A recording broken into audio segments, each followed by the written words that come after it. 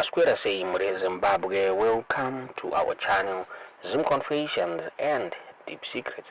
Kana karibu kutanga kugea paneno channel, please don't forget to subscribe. Kana uchungwa garoka subscribe, but don't forget to comment and share this video.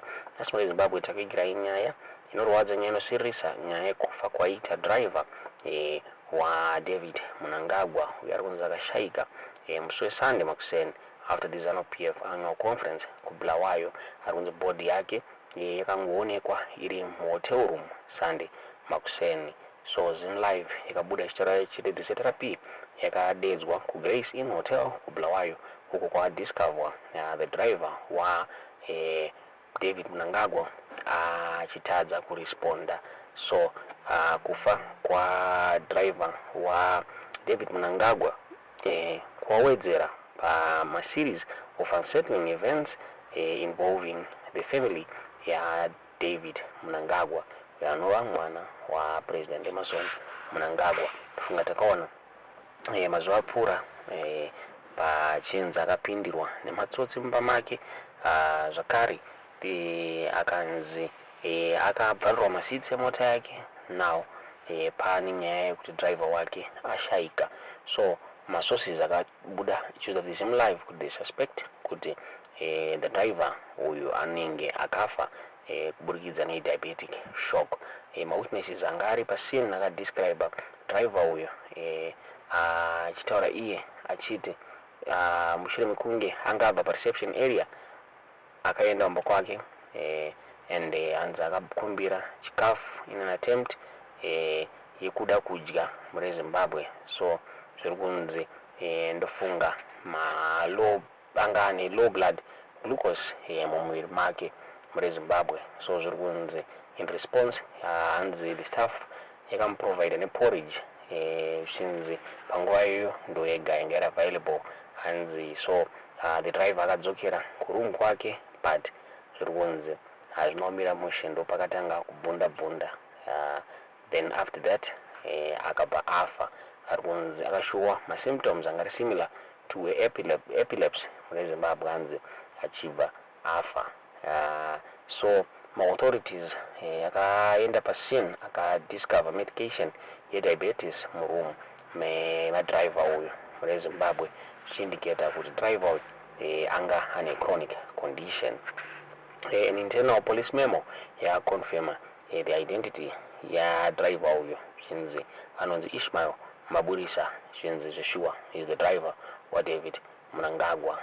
Tisingaziye kuti munoona sei nyaya iyi nyaya yakabuditswa ne Zim live vachitaura ivo vachiti Deputy Finance Minister WaMnangagwa's driver died suddenly at his hotel room on Sunday, hours after the ZANU-PF annual conference ended in Bulawayo. Zim live can reveal it is the latest mishap to befall President Emmerson Mnangagwa's son, whose home, which is guarded by police, was broken into twice and eventually set on fire by unknown individuals in June this year. Police were called to the Grace Inn Hotel in the early hours of Sunday, October 27, where they found Ishmael Maburisa already dead. Hotel sources said they suspected that he died from diabetic shock. Before his death, Maburisa had appeared to the hotel's reception shouting, "Get me food, please," several times. It is thought he was having an episode of blood glucose levels, which can be reversed by eating or drinking carbohydrates.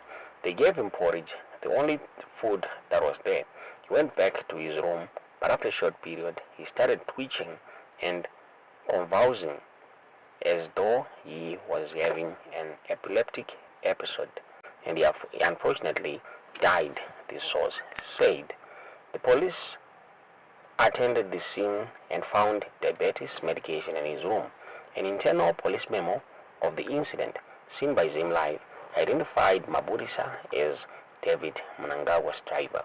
It is not clear if the deputy minister was still in Bulawayo when Maburisa died or had flown back to Harare at the end of the ZANU-PF conference on Saturday. Police declined to comment. Unknown individuals broke into the Borodo home of the president's son on June 23 and again on June 25. In the second incident, 3 bullets were left outside his bedroom door, and 3 more outside the house. Then on June 28, the house caught fire under unclear circumstances. Ndomabudziro aitwa nyaya iyi zim live muri Zimbabwe achiripota Mafiro Anorwadza Aita bodyguard wa David Mnangagwa. Tisingazive kuti munoiona sei nyaya iyi, tiudzewo zvamuri kufunga pamusoro penyaya iyi mucomment section. Uko uri kudzinga vanhu paconference.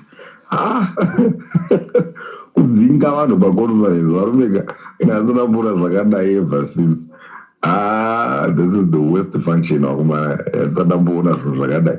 Saka conference votovati family function yakanga ichiitika. Saka benidi yokuti idzi conference yavanhu ndeyei kuti the people's annual conference. Hapana ndo zvazvotomureva izvozvo. Chaive chinhu chamumusha chaive chinhu chavo chavaitira kubulawayo kana wodzinga vanhu paconference kunozumudza vanhu pamasitsi kuti iwe simukabuda 82 asi vanhu vakadzingwa vakasvika 82 taimboti 17 vakasvika 82 vakafamba netsoka kuenda kundiki kudzokera kuharare uko vamwe vachienda kuManicaland. Vaivingwa kumarumu navakomana vamabhemba.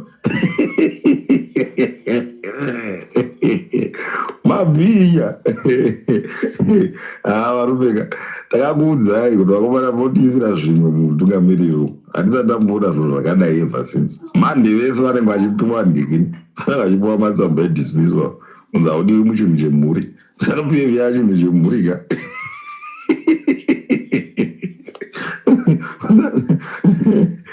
chinhu chemhuri. Achiudzai varume zvimwe zvinhu muchiti munyaradza anopenga shoko azodai toatei tichitaura kudzinga vanhu paconference kuti iwe ibva we are not divided iwe ibva apa munhu ambo akreditwa shamwari kubva kumasoko.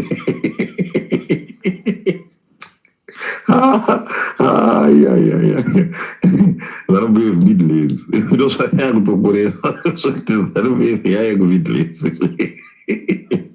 izvo zina mazvingo zviri kumarizhwa navakomana vamabhemba havana ikoko. Right, masikera sei makomrades. Zita rangu ini ndinonzi comrade Kid Maromurong kana kuti comrade Nyoka Yemagonu. I'm so disappointed zvikuru nekubatwa kuri kuitwa reprovince nemashandiro ari kuita